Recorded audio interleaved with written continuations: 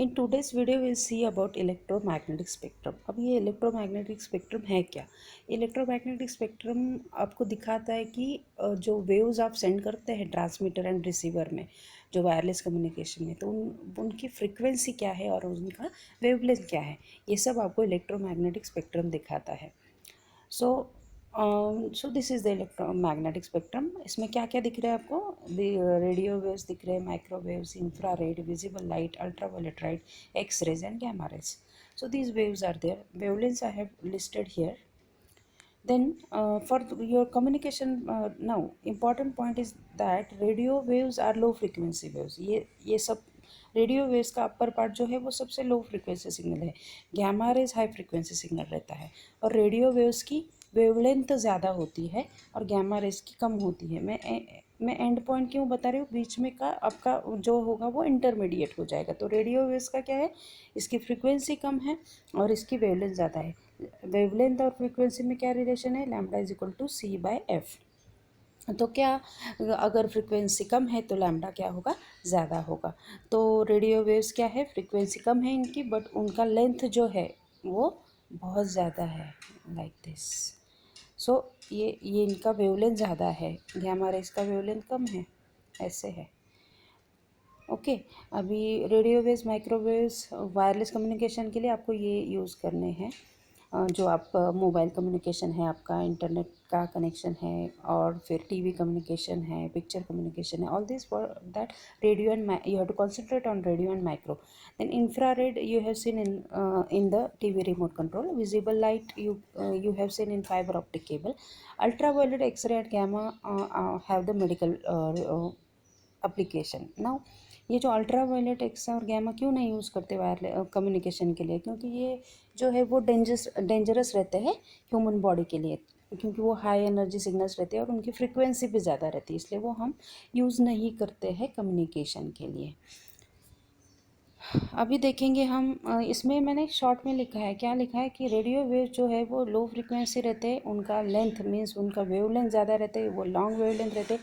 तो ध्यान में कैसे रखो, लो फ्रिक्वेंसी है तो लो एनर्जी है और लॉन्ग वेवलेंथ है। गैमा रेज का क्या है, हाई फ्रिक्वेंसी है gamma rays, gamma rays high frequency है तो शॉर्ट वेवलेंथ है और हाई एनर्जी है।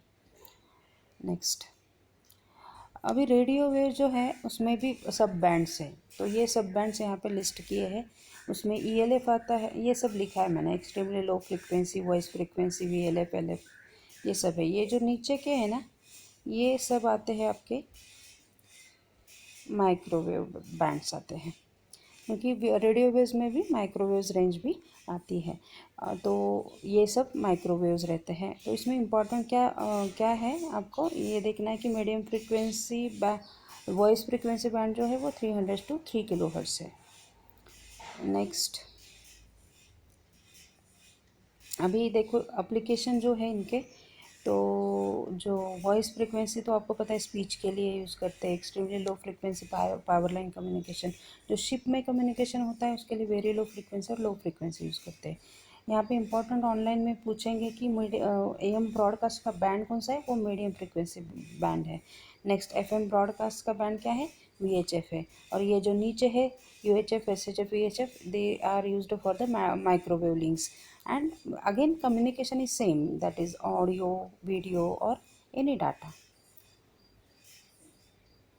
नेक्स्ट, सो अभी हम पढ़ेंगे रेडियो वेव्स क्या है। रेडियो वेव्स के बारे में पढ़ना है तो रेडियो वेव तो हमने पहले ही बताया कि ये लो फ्रिक्वेंसी है और लॉन्ग वेव है।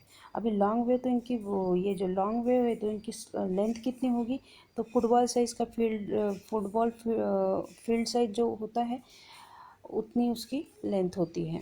और इम्पॉर्टेंट क्या है, ये जो रेडियो वेव्स है वो उनका रेडिएशन जो होता है वो होता है ओमनी डायरेक्शनल में, सभी डायरेक्शन में ये जाता है, तो इसके वजह से ये नॉइज़ को ज़्यादा कैच करता है। तो radio waves are more prone to the noise, then they are low energy signal. ये क्या है, यहाँ पे इम्पॉर्टेंट पॉइंट है दैट ये लो एनर्जी सिग्नल है, क्योंकि लो फ्रिक्वेंसी है ना, तो लो एनर्जी है तो वो ज़्यादा डिस्टेंस ट्रैवल नहीं करते हैं, और उनका प्रोपोगेशन जो है लो फ्रिक्वेंसी रेडियो वेव का वो ग्राउंड से होता है।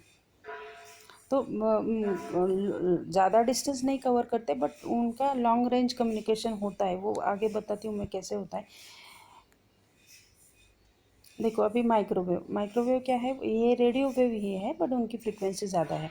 अगर इनकी हाई फ्रीक्वेंसी है, अभी देखो इम्पॉर्टेंट पॉइंट फिर से लेंगे हम।